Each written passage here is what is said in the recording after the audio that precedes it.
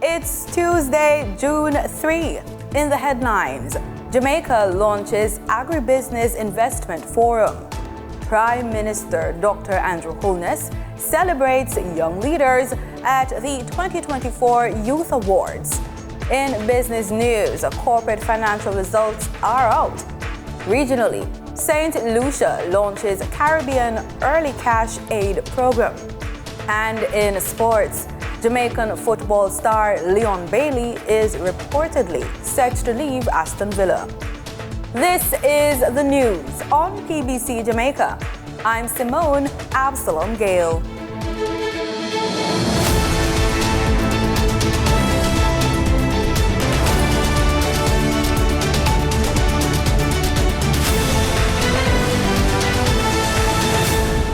Jamaica is putting its agriculture sector on the global investment map with a major three-day forum set for September.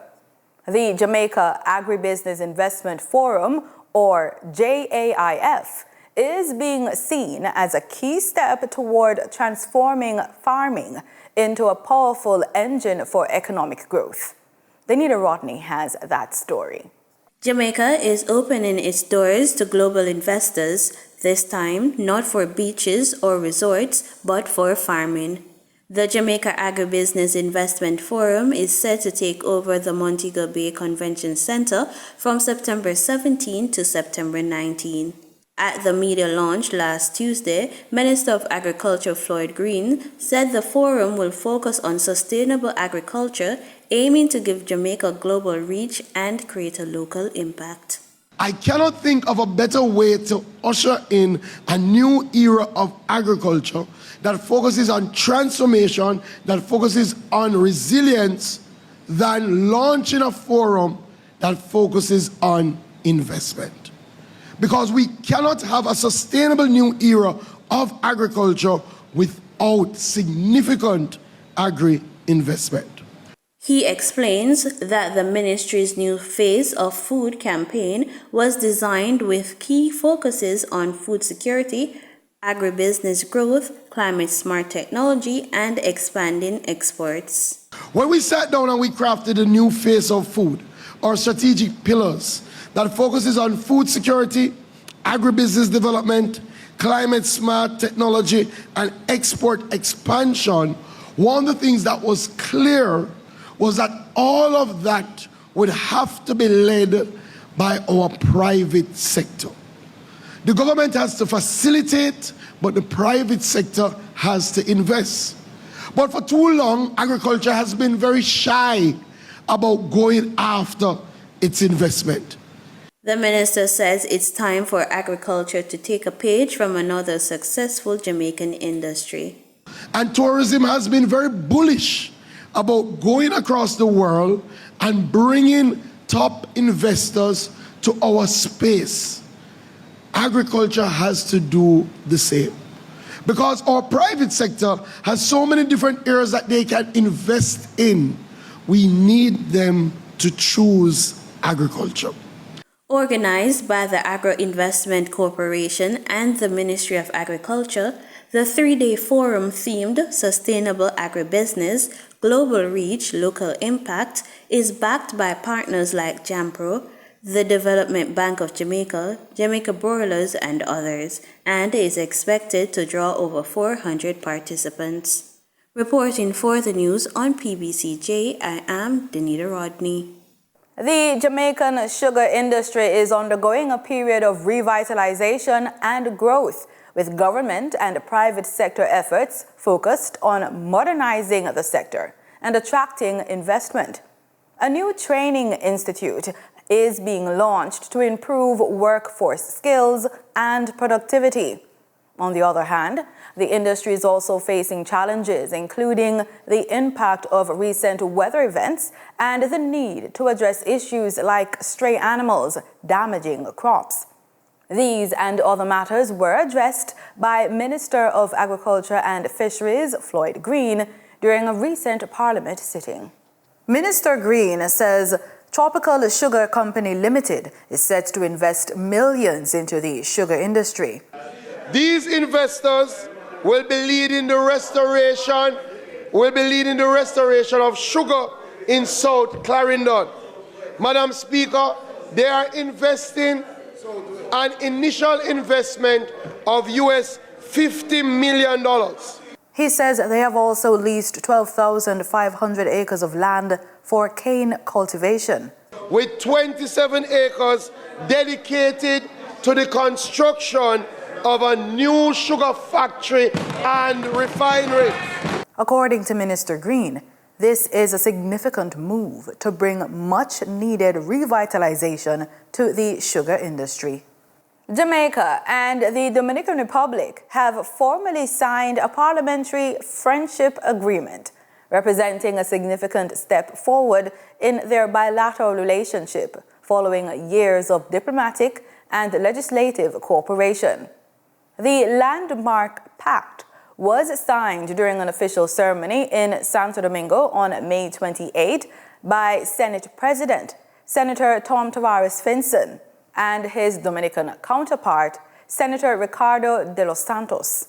This agreement pledges both nations to enhance inter-parliamentary dialogue, legislative collaboration, and the pursuit of common democratic and developmental objectives.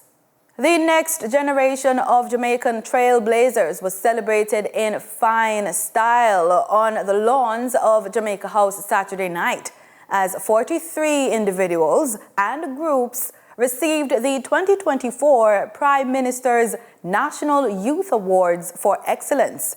From academics to agriculture, innovation to inclusion, young achievers shined across 15 categories, including 2 new ones: special abilities and technical and vocational education and training. It was a night for pride and promise in Jamaica as the 2024 Prime Minister's National Youth Awards for Excellence celebrated the island's brightest young minds, talents, and change makers. Prime Minister Dr. Andrew Holness, addressing the audience, said the impressive list of nominees and the finalists made him reflect on Jamaica as a nation blessed with talent. As I was reviewing the nominees, I could not help but thinking, we are a blessed people with talent. So many young Jamaicans are shining at home and abroad. Our greatness is not just defined by status or where we begin, but by the strength of our spirit and the clarity of our purpose. Our exceptional young people are not only a promise of what could be, but more so, the proof of what is. He emphasized that youth development is at the heart of nation building, highlighting the government's ongoing investment in education and training as key to empowering young people. Your government, which I administer, is building a new Jamaica, a Jamaica which begins with education and training. We firmly believe that your development is the cornerstone of personal and national development. This is why your government has made unprecedented investments to equip young Jamaicans, from early childhood right up to the tertiary and vocational levels, with knowledge and skills for the 21st century economy and beyond. The Prime Minister also stressed the importance of supporting young Jamaicans with disabilities and special needs, recognizing them as capable citizens deserving equal access to education, employment, and entrepreneurial opportunities. Our key focus is on young people with disabilities or special needs. They are talented, as you would have seen the band perform here. I was blown away by them. They are capable Jamaicans who deserve equal access to education, training, employment, and entrepreneurial support. We have budgeted more funds than ever for special education and training, and the Jamaica Council for Persons with Disabilities is strengthened by virtue of our improved budgetary allocations. Reporting for the news on PBCJ, I am Denita Rodney. This week, Jamaica will join the global observance of World Food Safety Day on June 7th, highlighting the importance of food safety practices and the role of food science in preventing foodborne illnesses. In Jamaica, a food handler's permit is required for anyone working in a food handling establishment, regardless of their position. This includes roles in cook shops, fruit and fish vending, and even cashiers.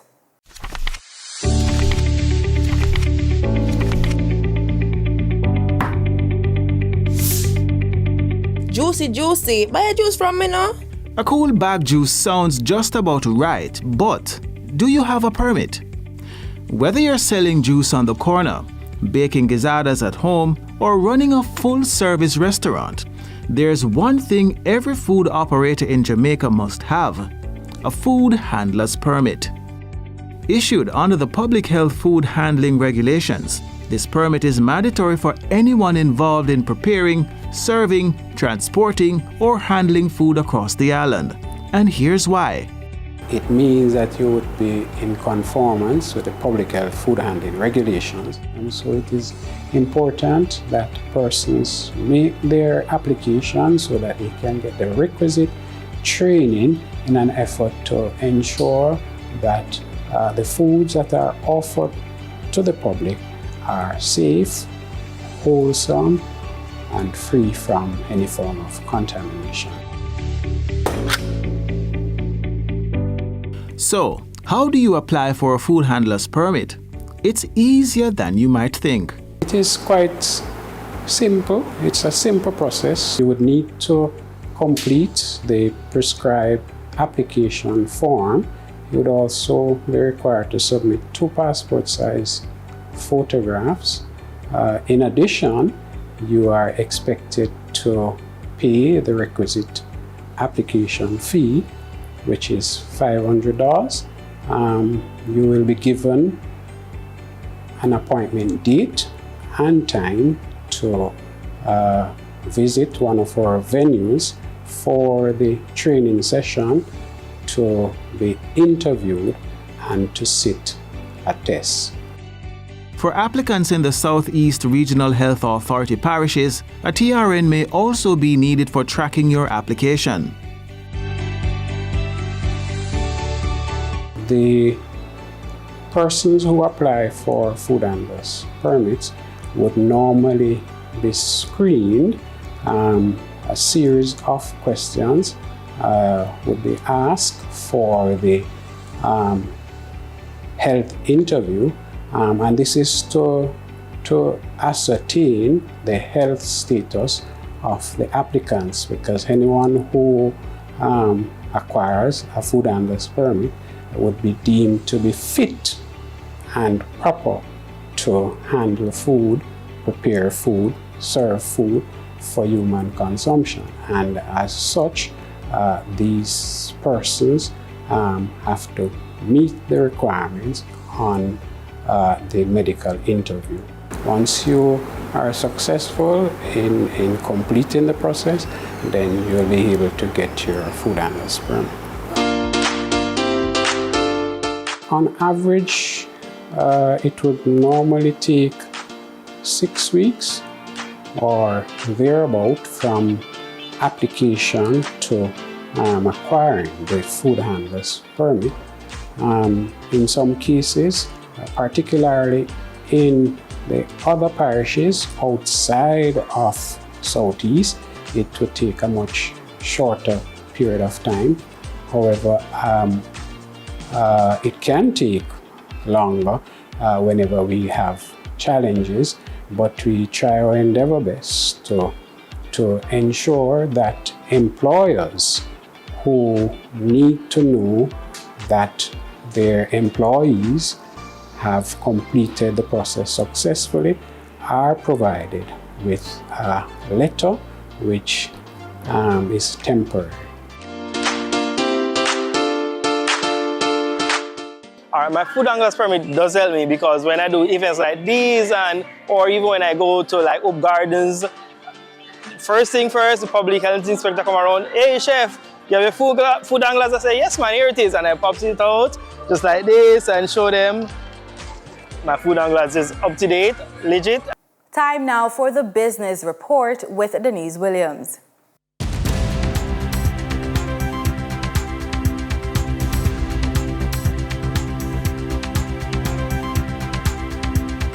Welcome to today's business report.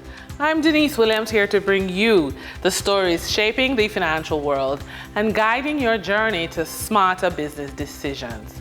Let's dive into the top headlines. Companies listed on the Jamaica Stock Exchange have released financial results. Fosterich Company Limited audited financials for the year ending December 31, 2024 reports a 85% decline in year-end net profit. JMMB Group Limited audited financial statements for the 12 months ended March 31, 2025 reports a year-end net profit attributable to shareholders of $3.51 billion. Lasco Financial Services Limited audited financials for the year ending March 31, 2025 reports a 64% decline in year-end net profit. Wigton Wind Farm Limited audited financials for the 12 months ending March 31, 2025 reports 12 months net profit of $302.93 million.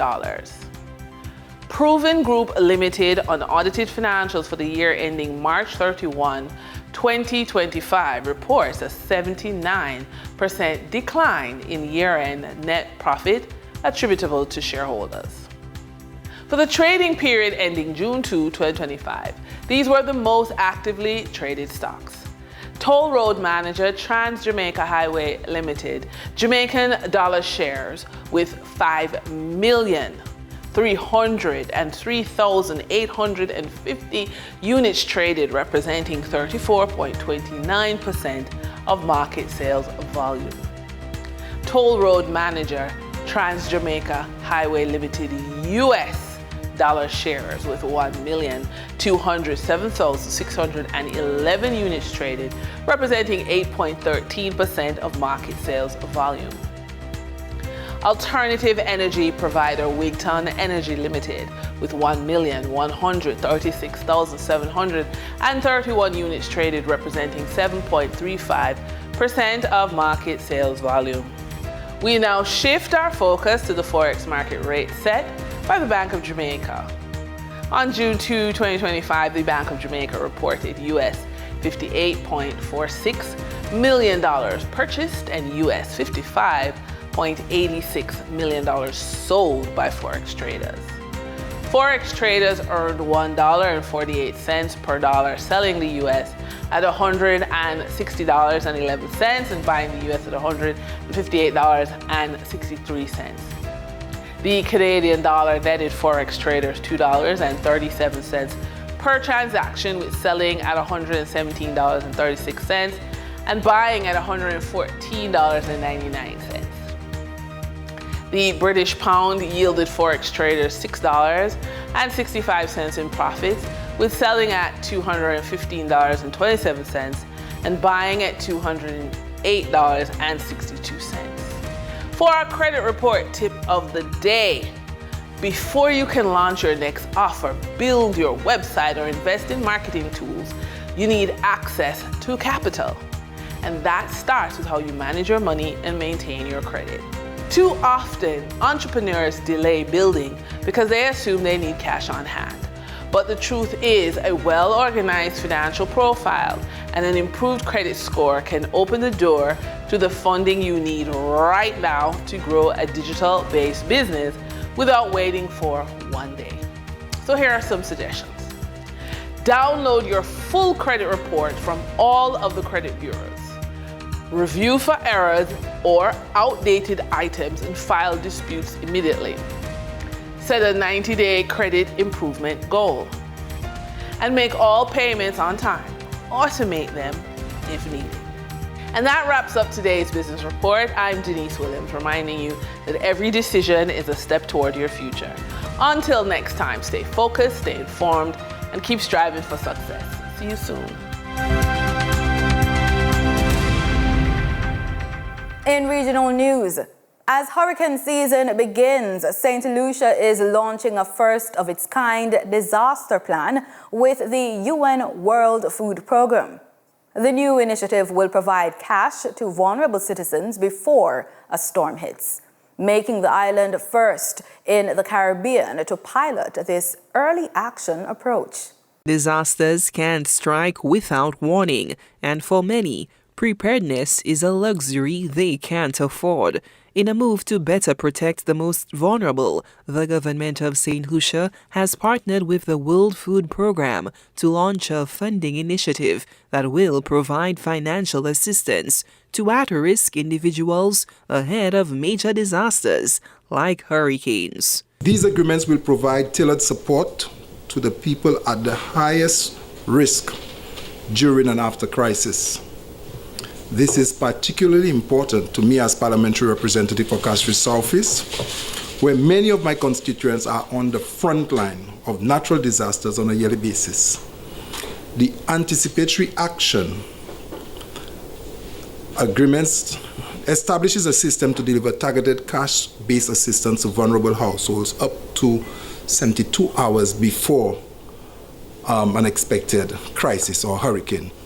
The Atlantic hurricane season officially began on June 1st, with forecasters predicting yet another above-normal season. Equity Minister Joachim Henry highlighted the significant number of vulnerable individuals expected to benefit from the new disaster preparedness funding program. We have approximately 3,500 persons on public assistance, 1,500 on the waiting list, over 400 persons receiving the disability grant.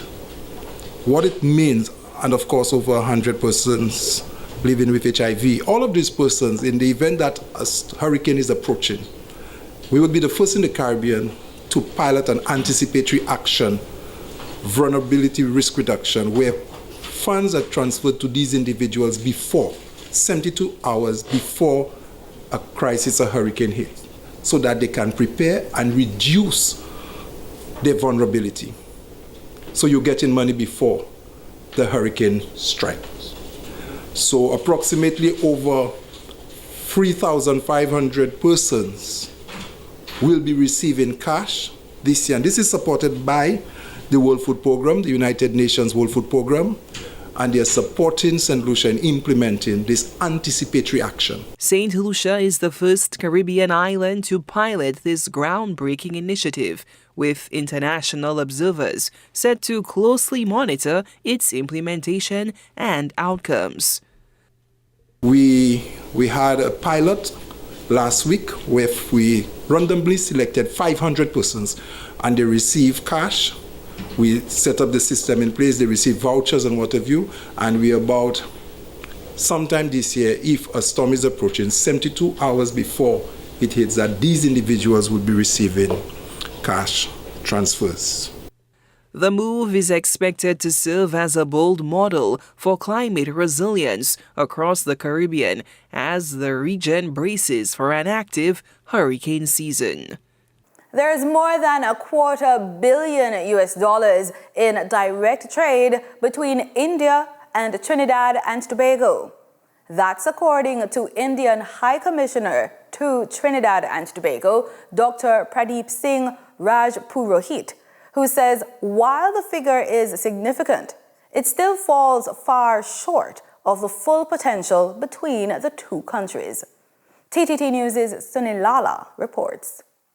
There may be more trade, but that is not counted through some third countries. With trade between India and Trinidad and Tobago currently at just over $250 million, Indian High Commissioner to Trinidad and Tobago, Dr. Pradeep Singh Rajpurohit, says it's time to think bigger, especially with both countries marking significant ties since 1845. We, India, we talk, in terms of billions, and we see that there is a tremendous potential for a direct trade exchange between our two countries. The third is about the investment projects. I don't see Indian investors coming here or Trini business community going to India. And related aspect is the connectivity. Even after so many years, India looks very far. He was speaking at the National Council for Indian Culture's Grand Cultural Program on Sunday to commemorate Indian Arrival Day. As for educational opportunities in India, Dr. Raj Purohit said there's absolutely no shortage in India, but pointed out that it's not being taken up. I mean, we have people from all over the world coming up. We publicize all these scholarships, all these training programs.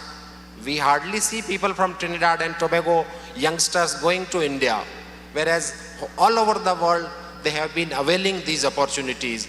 He urged strengthening economic ties, which would be beneficial to Trinidad and Tobago. Today, India is the fourth largest economy in the world. It is the pharmacy of the world. It is leading on several of these sectors, is a global leader, major exporter of many of these commodities around. And the High Commissioner emphasized the need to inculcate the Hindi language into the younger generation. But where is Hindi?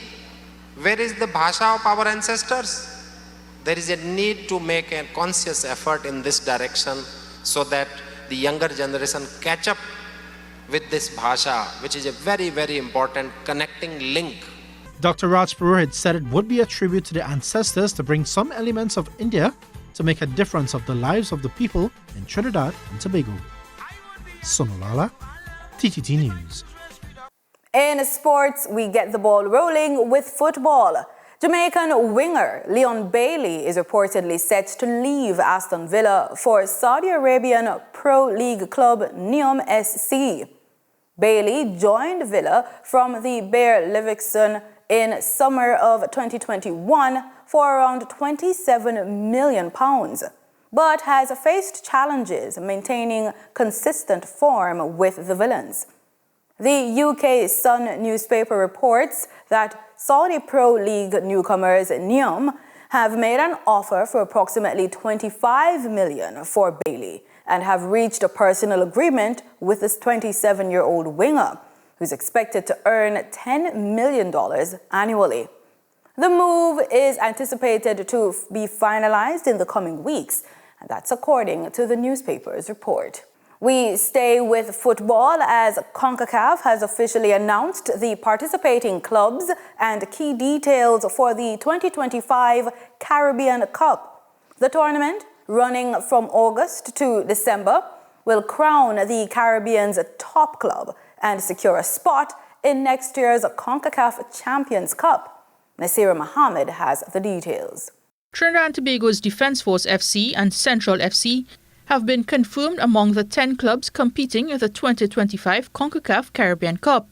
Alongside the TNT clubs, teams from the Dominican Republic, Jamaica, Haiti and Suriname have also qualified. 2 more clubs will join them from the 2025 CFU Club Shield to be held in Trinidad and Tobago from July 26th to August 3rd. The official group stage draw takes place on Tuesday, June 3rd. The draw will divide the teams into 2 groups of 5, with each club playing 4 matches, 2 home and 2 away, between August and early October. The top 2 teams from each group will advance to the knockout stage in October, with the final set for early December. The top 3 finishers will qualify for the 2026 CONCACAF Champions Cup, with the winner earning a direct spot in the round of 16. And that's the news on PBCJ. You can follow us on our social media platforms at PBCJamaica. Thanks for watching.